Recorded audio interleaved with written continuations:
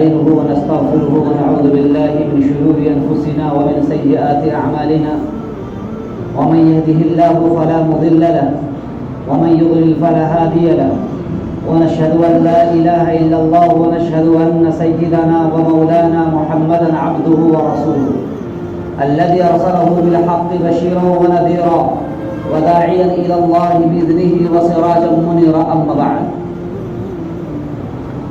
قال النبي صلى الله عليه وسلم: لا يرد القضاء إلا الدعاء ولا يزيد في العمر إلا البر. مصلیان کرام، دینی و ایمانی بھائیوں، ہر انسان کی خواہش ہوتی ہے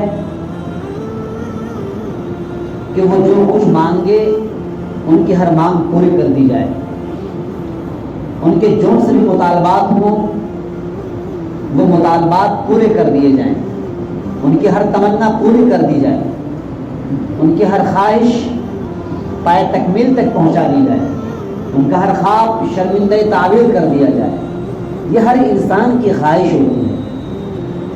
اور اللہ کے نبی محمد عربی صلی اللہ علیہ وسلم نے ارشاد فرمایا: یقیناً یہ تمام خواہشیں پوری کی جا سکتی ہیں اگر آپ کی خواہش بجا ہو، آپ کی خواہش جائز ہو، تو اللہ تبارک و تعالیٰ سے مانگنے سے وہ تمام خواہشات، وہ تمام ضروریات، وہ تمام خوابیں، وہ تمام تمنائیں، تمام آرزوئیں جو آپ نے سجا رکھی ہیں، جو آپ نے سوچ رکھی ہیں، جو آپ نے دیکھ رکھے ہیں، اگر آپ اللہ تبارک و تعالیٰ سے مانگیں گے اخلاص کے ساتھ، للہیت کے ساتھ، تقوی کے ساتھ، خشیت کے ساتھ، خشوع کے ساتھ، خضوع کے ساتھ، تو پروردگار عطا فرماتا ہے.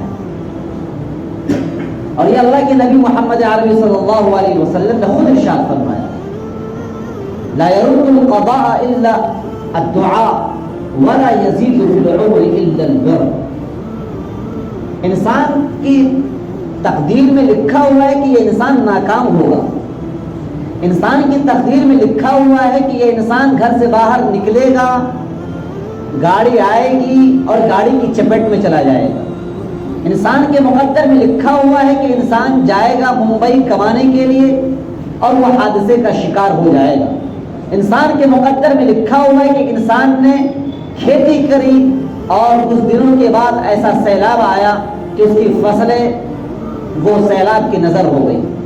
یہ تمام چیزیں لکھی ہوئی ہیں، لیکن وہی دوسری طرف یہ بھی لکھی ہوئی ہے کہ اگر پروردگار سے آپ دعا مانگے: پروردگار ہم ممبئی کے سفر پر نکل رہے ہیں، ہمارے سفر کو آسان فرما، تو آپ کے مقدر میں جو حادثہ لکھا ہوا تھا اس دعا کی بنیاد پر وہ حادثہ ٹل جائے گا. آپ نے جو فصلیں لگائی اور آپ نے دعا فرمائی، جو سیلاب آنے والا تھا وہ سیلاب آئے گا، لیکن آپ کی فصلیں برباد نہیں جائیں گی. آپ نے کوئی کاروبار کیا، آپ نے دعاؤں کے ساتھ کاروبار کیا، آپ کے کاروبار میں آفتیں، بلایا یہ مسلط کر دی گئی تھی، لیکن آپ نے دعائیں کری، ان دعاؤں کے نتیجے میں آپ کے کاروبار پر آنے والی مصیبت ٹال دی گئی.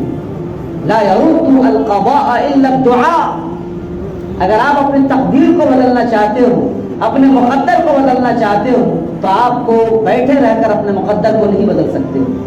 آپ کو دعاؤں کا سہارا لینا پڑے گا. آپ کو اپنے ہاتھوں کو پروردگار کے سامنے پھیلانا پڑے گا اور کہنا پڑے گا: پروردگار یقیناً تقدیر کے فیصلے خواہ وہ اچھے ہوں یا برے ہوں وہ آپ کی طرف سے طے شدہ ہیں، لیکن پروردگار اگر فیصلے ہمارے حق میں نہ ہوں، فیصلے اگر ہماری زندگی کے خلاف ہو، فیصلے اگر ہماری زندگی کو برباد کرنے والے ہوں، تو پروردگار اس فیصلے کو ٹال دے. یقیناً پروردگار فیصلے کو ٹال دے گا. یہی مطلب ہوتا ہے لا يرد القضاء الا الدعاء. اگر آپ دعائیں مانگتے ہو، دعا اپنے لیے، دعا اپنے اولاد کے لیے، دعا اپنے ملک کے لیے، دعا اپنے قوم کے لیے، دعا اپنی بستی کے لیے، دعا بیماریوں کے لیے، دعا پریشان حال کے لیے، دعا ان لوگوں کے لیے جنہیں دعاؤں کی ضرورت ہے، دعا ان لوگوں کے لیے جو اسکول میں پڑھ رہے ہیں، جو مدرسوں میں پڑھ رہے ہیں. یہاں تک کہ اللہ کے نبی محمد عربی صلی اللہ علیہ وسلم نے ارشاد فرمایا: سب سے زیادہ فاسٹ دعا اگر قبول ہوتی ہے تو اس انسان کی ہوتی ہے جو انسان اپنے بھائی کے لیے دعا کرے. اے اللہ میرا بھائی امتحان دے رہا ہے، میں بھی امتحان دے رہا ہوں، میرے بھائی کو تم پہلی پوزیشن دے دے۔ اللہ کے نبی صلی اللہ علیہ وسلم نے ارشاد فرمایا جس وقت انسان ایسی دعا کرتا ہے، اپنے بھائی کے لیے دعا کرتا ہے، تو وہاں پر آس پاس فرشتے بیٹھے ہوتے ہیں، وہ فرشتے کہتے ہیں اے اللہ اس دعا کرنے والے کو بھی وہی عطا فرما۔ اب وہ انسان دوسروں کے لیے دعا کر رہا ہے اور فرشتے اس انسان کے لیے دعا کر رہے ہیں۔ اب ظاہر سی بات ہے انسان کی دعا قبول ہوگی یا نہیں ہوگی وہ دور کی بات ہے، لیکن فرشتوں کی دعا کی قبولیت میں کوئی شک ہی نہیں ہے۔ اس لیے اگر آپ کو اپنی تقدیر بدلنا ہو، اگر آپ کو اپنے مقدر کو بدلنا ہو، اپنے حق میں دعاؤں کو قبول کروانا ہو، تو آپ دوسروں کے لیے دعا کرنا شروع کر دو۔ یہی مطلب ہوتا ہے لا يرد القضاء الا الدعاء ولا يزيد في العمر الا الدر۔ اگر آپ چاہتے ہو کہ آپ کی عمروں میں اضافہ کر دیا جائے، جو 40 سال کے لوگ ہیں وہ چاہتے ہیں 50 سال کے ہو جائیں، جو 50 سال کے ہیں وہ چاہتے ہیں وہ 80 سال کے ہو جائیں، جو 18 سال کے ہیں ان کے باپ چاہتے ہیں کہ میرے بچوں کی عمر 18 سال کے بجائے ان کے مقدر میں اگر 40 سال لکھا ہوا ہے، اللہ تبارک و تعالیٰ ان کی عمروں کو بڑھا کر 80 سال بلکہ 100 سال کر دے۔ یقیناً ہر باپ کی خواہش ہوتی ہے، ہر ماں کی خواہش ہوتی ہے۔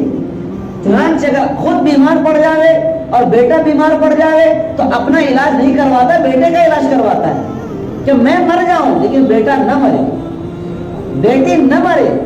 اس کا مطلب یہ ہوتا ہے کہ بیٹے کی زندگی زیادہ عزیز ہے، بیٹے کی زندگی زیادہ عزیز ہے ہر باپ کو اور ہر ماں کو۔ جب ایسی بات ہے اللہ کے نبی صلی اللہ علیہ وسلم نے ارشاد فرمایا لا يزيد في العمر الا البر۔ اگر آپ کو اپنے عمروں کو بڑھانا ہے تو ڈاکٹر پر کیوں پیسے خرچ کرتے ہو، حکیموں کے پاس جا جا کر پیسے کیوں خرچ کرتے ہو؟ اللہ کے راستے میں پیسے خرچ کرنا شروع کر دو، تمہارے عمروں میں اضافہ کر دیا جائے گا۔ اگر انسان صدقہ کرتا ہے، انسان اللہ کے راستے میں خرچ کرتا ہے، تو صبح کے وقت فرشتہ کھڑا ہوگا، فرشتہ کہتا ہے پروردگار اس انسان نے خرچ کیا ہے، جو انسان خرچ کرے اس کا بدل عطا فرما، اور جو انسان خرچ نہیں کرتا ہے پروردگار اس کے اوپر ہلاکت مسلط عطا فرما۔ دو طرح کی